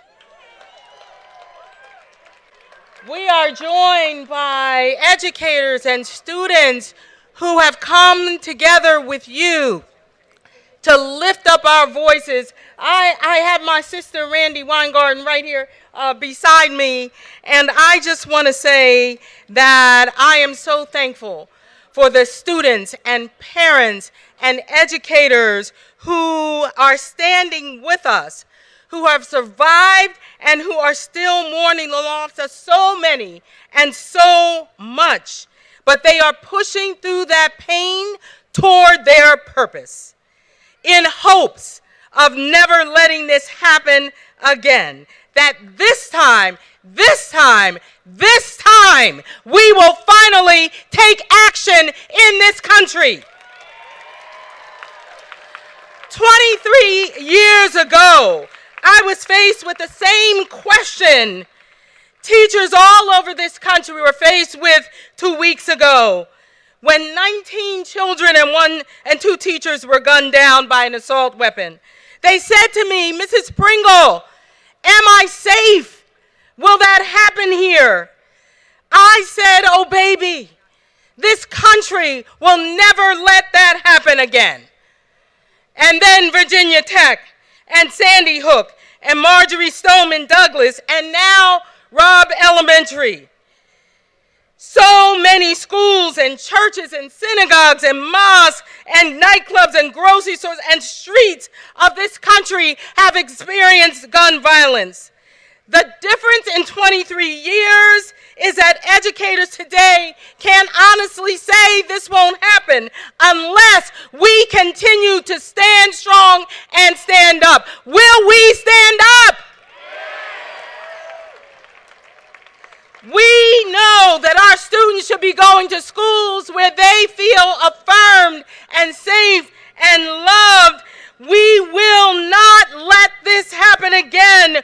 We will embrace the powerful words of James Baldwin. There is never a time in the future when my salvation will be here. The time is now. The time is always now.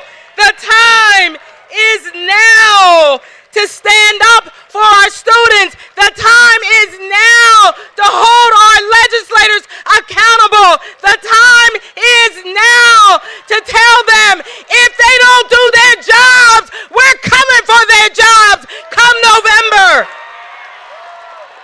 We must heed the clarion call of Cesar Chavez. There's no turning back because ours is a revolution of the mind and of the heart. America, there's no turning back. We will not stop. We will not falter. We will stand up together because our children, our babies are depending on us to be worthy of them. Randy.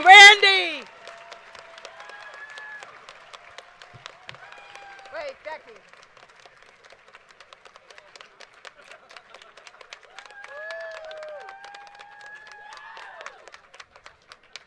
Look, I'm so grateful that Fred came up earlier.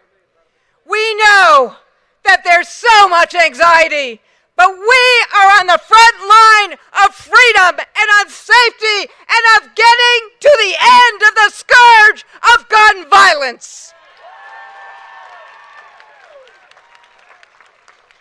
Becky and I have traversed the country, as has David, as has Yolanda, and we want to thank everyone for March for Our Lives for doing these rallies in hundreds of places around the country to say enough is enough. And by the way, my name is Randy Weingarten. I'm a high school social studies teacher. I'm a New Yorker, I'm a wife, I'm a sister, I'm a union leader, I'm a grandmother, and most importantly, I am a human being who counts myself among the people who want to end gun violence. Are you with me? Make sure the Congress hears you. Are you with me? Are you with me? Every educator, every student, every survivor, where is she? Including my dear, dear friend, my Ling Ho-Shing from Parkland. They survived the shootings. They are here to fight to make sure it never happens again. Thank you. Look, you can stay with me. I need that. Okay. I need the hugs. We take this on. this fight for common sense gun laws in the names of everyone who's been affected by gun violence. We take it on so people can worship or dance or shop without the fear of being shot. And teachers and parents take this on with particular urgency so our children, our students, as Becky said, can go to school without the fear of being shot. Schools should be places of hope, not fear. Schools should be safe sanctuaries, not fortresses. This is our fight for a welcoming and safe environment where everyone feels welcomed and safe. And that's why we are marching in hundreds of places in the United States today. It's a movement for safety, for freedom from gun violence. It's for the young and the old, the suburban, the rural, the urban, black and white, rich and poor, those who own guns and those who never want to be with a gun. We're facing a uniquely American epidemic, a toxic brew of guns and hate that has taken the lives of over 100 people every day. Mass shootings, homicides, suicides, domestic violence, accidental gun deaths on our streets, our stores, our places of worship, and in our schools. So you know, you've seen already the people that we have mourned today and honored today. And as David said, this time must be different. And as Mother Jones has said, we pray for the dead, but we fight like hell for the living. So while other countries have responded to their mass shootings with solutions that actually solve the crisis, here in the U.S., gun manufacturers and their profits seem more important than the lives of 10-year-olds. And the bottom line is, we gotta get guns out of the hands of people who should not have them. And we gotta get weapons of war off our streets. And here is the point I want to make to every politician. We've taken action when it comes to airline safety, when it comes to auto safety. We've passed laws to make our streets and our skies safer in response to accidents and tragedies. Why can't we do this for gun safety? Why do the gun manufacturers get a pass? Why isn't kids' lives more important? If you care about kids, you care about this. If you care about schools, you care about this. If you care about humanity, you care about this. So look, we know what works. Universal background checks, red flag laws, safe storage provisions, and bans on high-capacity magazines. And I want to say one more thing about teachers. Teachers want to be teaching. They do not want to holster firearms. We need fewer guns in schools, not more of them.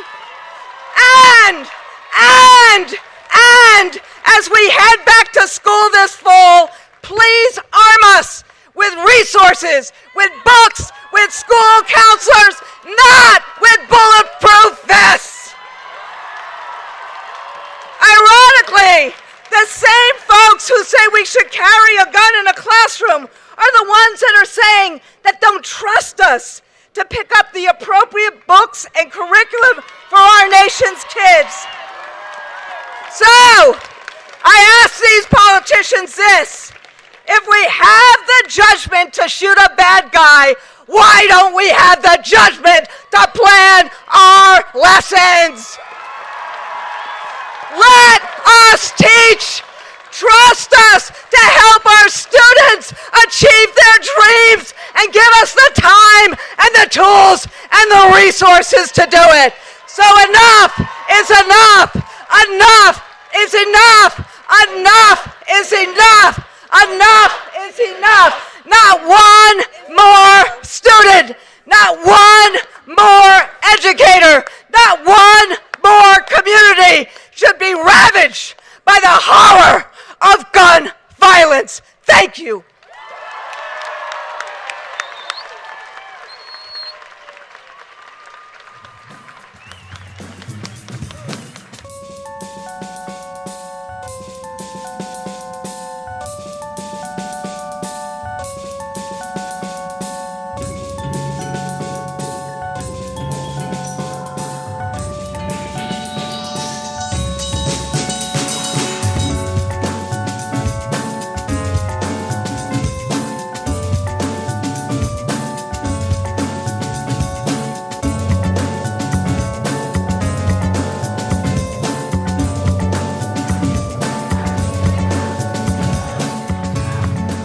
In their first major speech since 2018, please welcome to the stage X Gonzalez, along with fellow gun violence survivors.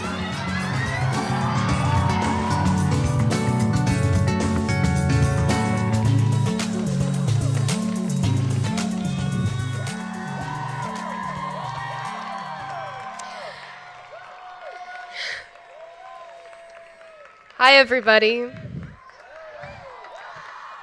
My name is X Gonzalez. I used to be known as Emma, but now I go by X, and I use they, them pronouns. Happy Pride.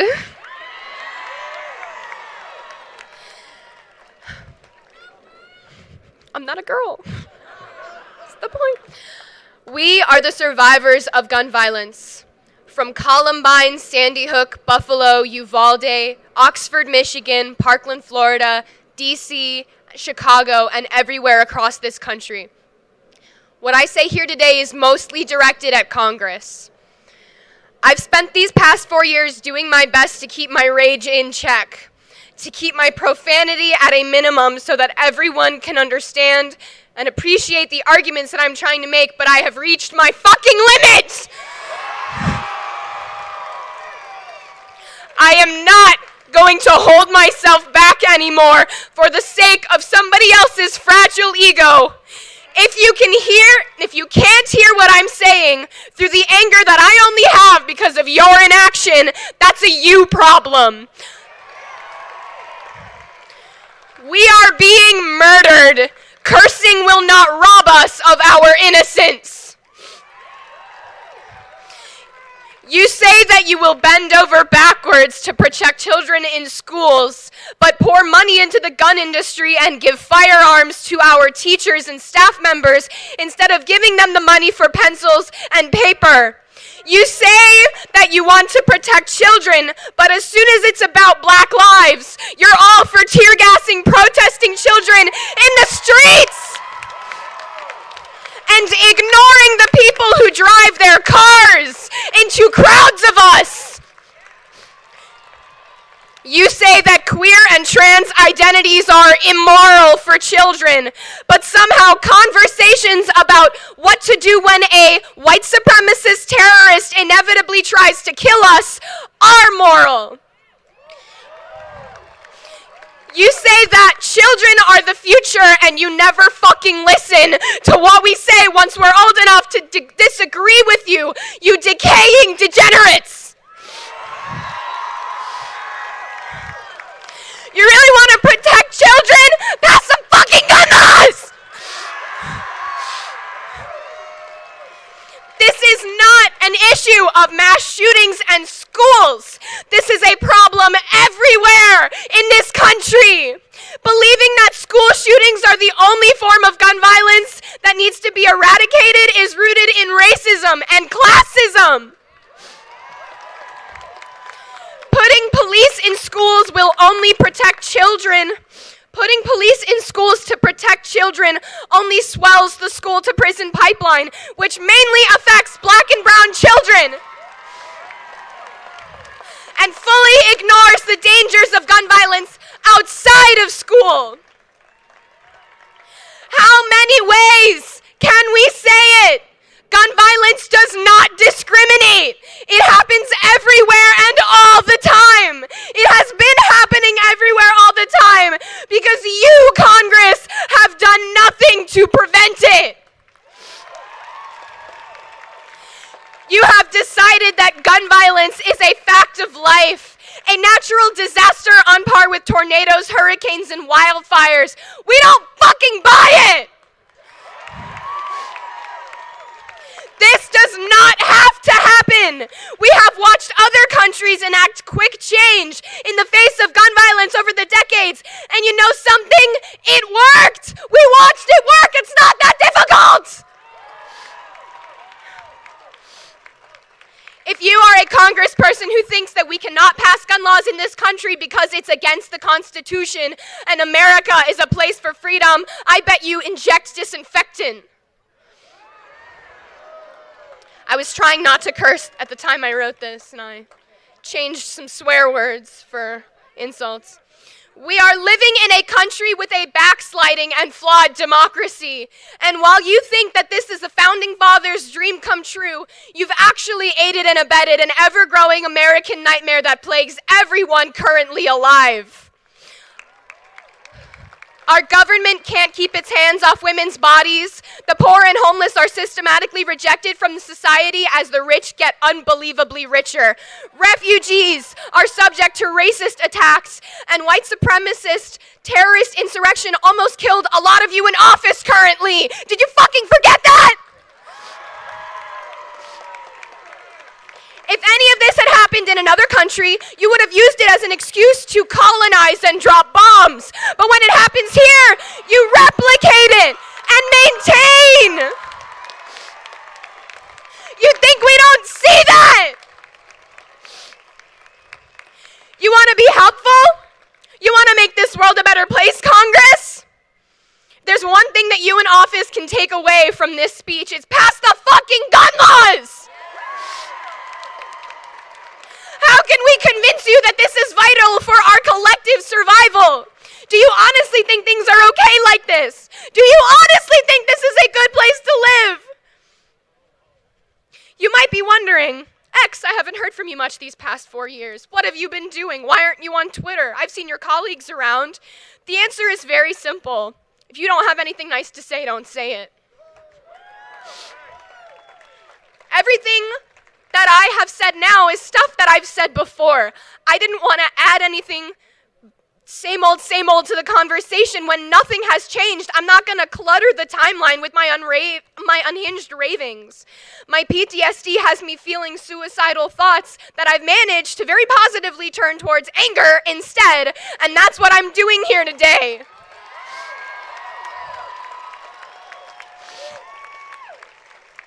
I don't share all these raging thoughts on Twitter, unlike some idiotic and messy elected officials, because I know that it's bad and wrong to incite violence and accept no consequences for my actions. I'm responsible for the impact that I have on people. It's your job to be constructive and give us the tools to build a better life. Tell us you can do it, not they are out to get you. Stop sowing division and help us, you fucking jackasses.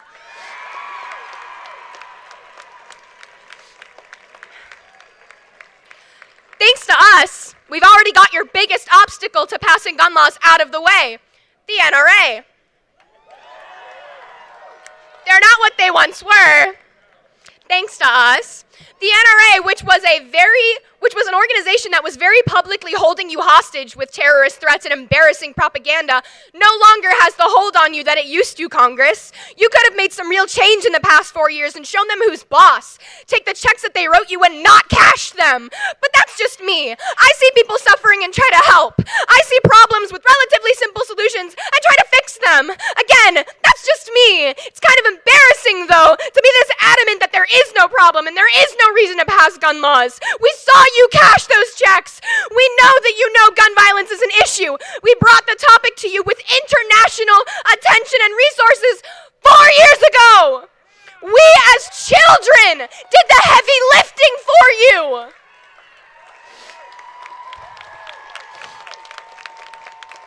Act your age, not your shoe size, Congress. All you had to do was pass the fucking gun laws, and you didn't even do that. I don't know how to convince you that you should care about people. You were not elected to make decisions for us. You were elected to pass our will into law. You cannot ignore the fact that almost 100% of citizens in this country want background checks. Why won't you pass it? Is it the money you're making from all the gun manufacturers, which increases every time another white supremacist terrorist attack occurs? Is it all the money you're making from the prison industrial complexes? From policing? How much money do you make every time someone dies? Why do you only realize the impact of this problem when it hits you personally? You ought to be ashamed. Now, you may offended, Congress, at the tone of voice that I have used towards you. You may say that I've shown my true colors and should no longer be listened to as a force for peace. But I am not speaking for people to listen to me. We're all in agreement about this. We feel the same way. I'm preaching to the choir. I'm speaking directly to you, Congress. There is no peace in this country, not so long as you stay feigning ignorance and denying change. I am sick of watching you people play political games like this is a TV show. I will not hold my tongue in the effort of maintaining your fragile egos and playing games that I had no hand in creating. After 4 years, I got my degree. What did you do?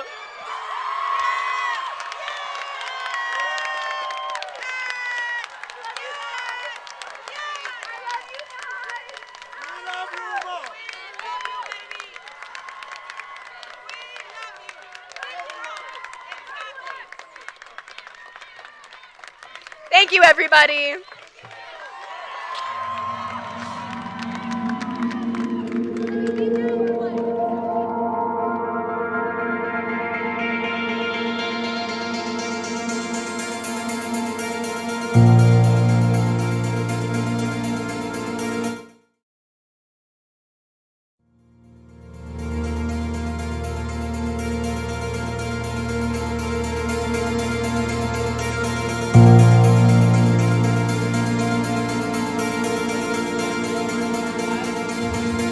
Thank you for joining us today. Thank you for joining us this program.